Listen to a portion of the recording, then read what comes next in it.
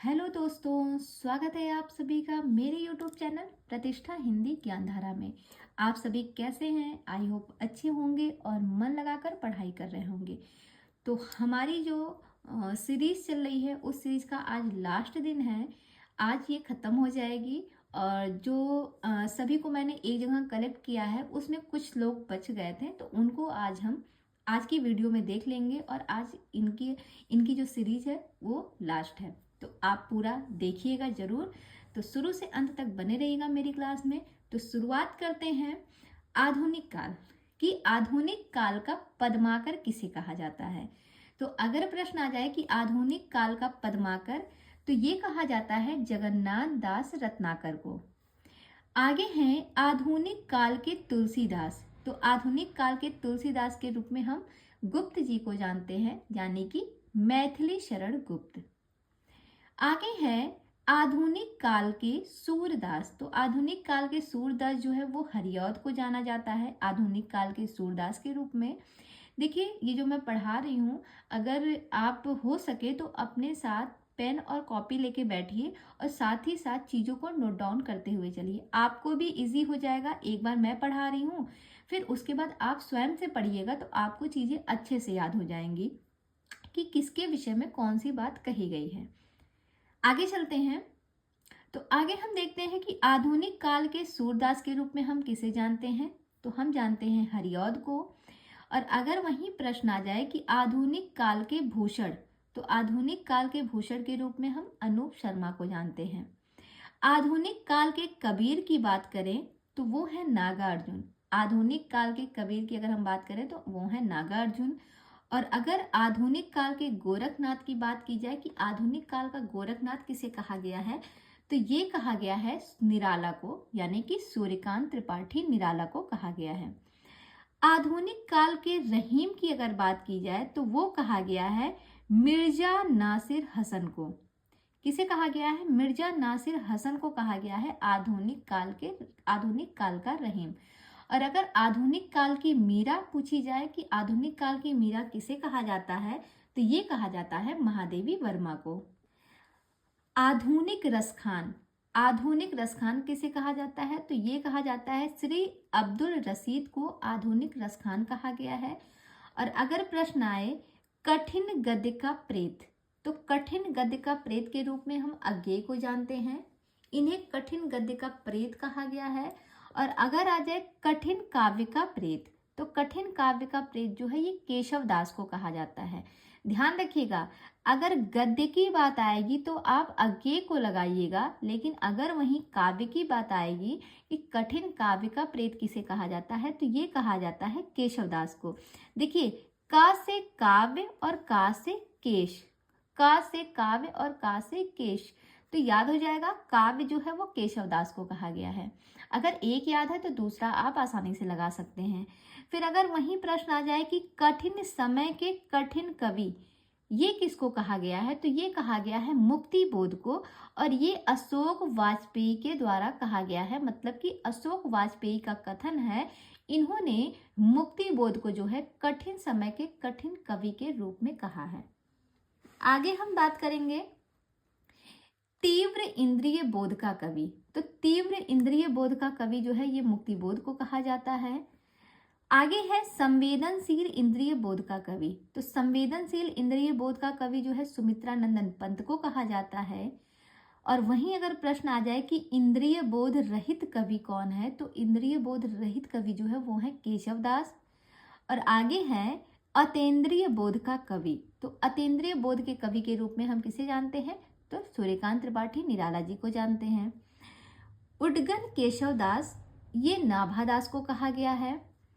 कवि भूषण की उपाधि जो है ये भूषण को दी गई है। कवि भूषण की उपाधि किसे दी गई है, तो भूषण को दी गई है, जो कि चित्रकूट के राजा सोलंकी के द्वारा दी गई है। और अगर प्रश्न आ जाए कि कविराज की उपाधि किसे दी गई है, तो कविराज की जो उपाधि है ये सुखदेव मिश्र को दी गई है। और ये दिया है राजा राजसिंह गौड़ ने। राजा राजसिंह गौड़ ने सुखदेव मिश्र को कविराज की उपाधि दी है।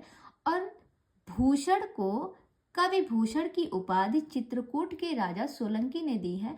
यहाँ से भी प्रश्न आया है परीक्षा में। अब आगे हम बात करते हैं कि शब्दों का बावरा अहेरी। शब्दों का बावरा अहेरी जो है ये अज्ञेय को कहा जाता है। अगर प्रश्न आ जाए चिंतक कवि, तो चिंतक कवि जो है ये कुंवर नारायण को कहा जाता है। तो देखिए, जो कुंवारे लोग होते हैं उनको अपने लाइफ को लेके बहुत ही चिंता होती है कि नहीं, कि जॉब कैसे लगेगी, पढ़ाई कैसे करें, कंपटीशन इतना टफ हो गया है। देखिए, अभी भी बहुत से लोग, जो लोग मेरी वीडियोस देख रहे होंगे वो भी कुंवारे होंगे, उनको भी इस चीज़ की चिंता होगी, तभी वो जो है यूट्यूब पे आकर इस तरह की वीडियो सर्च करते हैं, है कि नहीं। तो आपको याद हो जाएगा चिंतक कवि। चिंतक कवि जो है ये कुंवर नारायण को कहा गया है। और वहीं पे अगर आ जाए पीड़ित विवेक चेतना का कवि, तो भाई जो लोग कुंवारे हैं वो लोग अपनी बुद्धि से बहुत पीड़ित हैं, है कि नहीं। तो पीड़ित विवेक चेतना का कवि किसे कहा गया है? कुंवर नारायण को कहा गया है। और ये कहा किसने है? तो ये कहा है मुक्ति बोध ने। ये महत्वपूर्ण है, इनको दोनों को याद रखिएगा, अच्छे से कनेक्ट भी हो गया है, याद हो जाएगा। जो कुंवारे लोग होते हैं वो हमेशा चिंता में डूबे रहते हैं, कि होता है ना, फैमिली की टेंशन होती है, आगे चल के जो है जॉब की टेंशन लगी रहती है, पता नहीं किस उम्र में हमें जॉब मिलेगी भी या नहीं मिलेगी, इतनी मेहनत कर रहे हैं। तो उनका जो विवेक बुद्धि जो होता है वो बहुत पीड़ित होता है। तो इस तरीके से दोनों को याद रख सकते हैं। आगे हम देखेंगे रीतिकालीन कवियों में कवियों का कल्प वृक्ष, ये किसे कहा गया है? तो ये कहा गया है भूपति को। और ये किसने कहा है? ये मिश्र बंधु ने कहा है। इनको ध्यान रखिएगा। जैसे कहा गया है कि रीतिकालीन कवियों में कवियों का कल्प वृक्ष, तो कोई भी वृक्ष जो होता है वो भूमि से लगा होता है कि नहीं। भूमि पे ही तो हम वृक्ष लगाते हैं, आसमान पे तो लगाते नहीं है, भूमि में ही तो लगाते हैं, जमीन में ही तो लगाते हैं। तो जो कल्प वृक्ष है, यहाँ पे आया है ना कल्प वृक्ष, इसको हम भूमि में लगाएंगे, है कि नहीं। और जब भूमि में लगाते हैं तो मतलब 2-3 लोगों के साथ मिलके, बंधु है ना, मिट्टी से बांध के लगाते हैं। भूमि पे जो है मिट्टी है उससे बांध के हम जो है वृक्ष को लगाते हैं। इस तरीके से आप इनको कनेक्ट करके याद रख सकते हैं कि रीतिकालीन कवियों में कवियों का कल्प वृक्ष किसे कहा गया है? तो ये भूपति को कहा गया है। और कहा किसने है? मिश्र बंधु ने कहा है, याद हो जाएगा। आगे है कृष्ण के वंशी का अवतार किसे कहा जाता है? तो हित हरिवंश को कहा जाता है। कृष्ण के वंशी का अवतार किसे कहा जाता है? हित हरिवंश को कहा जाता है। कृष्ण जी जो है वो सभी का हित चाहते थे, तो कृष्ण के वंशी का अवतार हित हरिवंश को कहा जाता है। आगे है बिज्जी नाम से प्रसिद्ध। बिज्जी नाम से कौन प्रसिद्ध हुआ है साहित्य में? तो वो है विजयदान देथा। कौन है? विजयदान देथा जो है ये बिज्जी नाम से प्रसिद्ध हुए हैं। आगे हम देखेंगे समाजवादी खेमे का शत्रु नंबर 1, ये किसे कहा गया है? तो ये कहा गया है राहुल सांकृत्यायन को। और कहा किसने है? राहुल सांकृत्यायन को किसने कहा है कि समाजवादी खेमे का शत्रु नंबर 1 है? तो ये कहा है रामविलास शर्मा ने। हाँ, किसने कहा है? रामविलास शर्मा ने कहा है। और याद कर सकते हैं, देखिए संस्कृत थोड़ा पढ़ने में टफ होती है कि नहीं। तो जो है राम जी को विलास होने लगा क्योंकि इनसे संस्कृत पढ़ी नहीं जा रही थी, तो इन्होंने क्या कह दिया, इसे कह दिया कि ये शत्रु है, ये शत्रु नंबर 1 है, क्योंकि उनसे संस्कृत नहीं पढ़ी जा रही थी। कोई राम नाम का लड़का है, वो संस्कृत पढ़ना चाहता है पर उससे पढ़ा नहीं जाता, तो वो विलास करने लगता है। तो वो क्या कह देता है कि ये जो है ये हमारे समाज में शत्रु नंबर 1 है। जैसे बहुत से लोगों को मैथ्स पढ़ना नहीं अच्छा लगता है, मैथ बहुत टफ लगता है, तो क्या कहते हैं कि मैथ्स तो बहुत टफ है, मुझसे नहीं हो पाएगा, बहुत बेकार सब्जेक्ट है। उस तरीके से आप इनको कनेक्ट कर सकते हैं। हमेशा याद रहेगा कि समाजवादी खेमे का शत्रु नंबर 1। तो शत्रु नंबर 1 क्यों कहा गया है? क्योंकि ये कहा गया राहुल सांकृत्यायन को, क्योंकि इनको संस्कृत नहीं आती थी। और कहा किसने? रामविलास द्वारा कहा गया है। आगे है अष्टछाप कवियों में पूरा ऋषि। अष्टछाप के जो 8 कवि माने गए हैं उसमें पूरा ऋषि किसे कहा गया है? तो वो कहा गया है कुंभन दास को, कुंभन दास। और आगे है गद्य चतुष्टय। अगर गद्य चतुष्टय की बात करें तो गद्य चतुष्टय में कौन से 4 नाम आते हैं? तो उसमें है सदा सुख राय, दूसरे हैं इंशा अल्लाह खां, तीसरे हैं लल्लू लाल और चौथे हैं सदल मिश्र। हमेशा याद रखिएगा, हिंदी साहित्य में चार जो है गद्य चतुष्टय जो है, गद्य चतुष्टय यानी कि गद्य के चार जो लेखक हैं महत्वपूर्ण, इन्हीं का नाम आता है चारों का साथ में, सदा सुख राय, इंशा अल्लाह खान, लल्लू लाल और सदल मिश्र। और अगर वहीं पे चार यार की बात करें कि चार यार कौन है, तो चार यार में याद रखिएगा, एक है ज्ञान रंजन, दूसरे हैं काशीनाथ सिंह, तीसरे हैं दूधनाथ सिंह और चौथे हैं रविंद्र कालिया।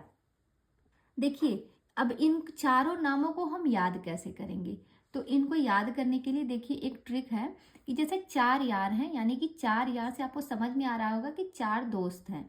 तो चार जो दोस्त हैं वो कैसे थे, वो काले थे। काले से आप रविंद्र कालिया को याद रखिएगा। तो चारों दोस्त जो थे वो काले थे, तो उनको कोई ज्ञान नहीं दे रहा था, मतलब उनको कोई पढ़ाता नहीं था, क्योंकि उनका रंग जो था वो दबा हुआ था, काला था। तो आप यहाँ से इनको कनेक्ट कीजिएगा कि जो चार यार थे वो काले थे, तो उनको कोई ज्ञान नहीं दे रहा था, इसके लिए ये कहाँ चले गए, काशी चले गए। क्यों गए, क्योंकि इनको कोई ज्ञान की प्राप्ति नहीं करा रहा था, इसलिए ये काशी चले गए और काशी जाके इनको ज्ञान की प्राप्ति होती है। और जब इनको ज्ञान मिल जाता है चारों यार को, तो ये क्या करते हैं, भगवान के मंदिर में जाते हैं और दूध से उनका स्नान कराते हैं। चढ़ाते ना आप शिव जी को दूध, शिवरात्रि में दूध जो है शिव जी को चढ़ाया जाता है। तो इस तरीके से आप इनको याद कर लीजिएगा। जो चार यार थे वो चारों यार कैसे थे, काले थे। तो काले थे इसलिए उनको कोई ज्ञान नहीं दे रहा था, इस वजह से वो काशी चले जाते हैं चारों यार साथ में, और काशी जाकर उनको ज्ञान की प्राप्ति होती है। और जब ज्ञान की प्राप्ति हो जाती है तो वो भगवान का शुक्रिया अदा करते हैं और साथ में उनको जो है दूध चढ़ाते हैं। इस तरीके से याद हो जाएगा। अब हम बात करते हैं कवि वत्सला। कवि वत्सला के रूप में हम होमवती देवी को जानते हैं। आगे है स्मरण का स्मृतिकार, तो स्मरण का स्मृतिकार राय कृष्ण दास को कहा गया है। और लास्ट है सिंदरी का कवि, तो सिंदरी का कवि जो है ये मदन वात्स्यायन को कहा जाता है। तो आज की क्लास यहीं तक रहती है।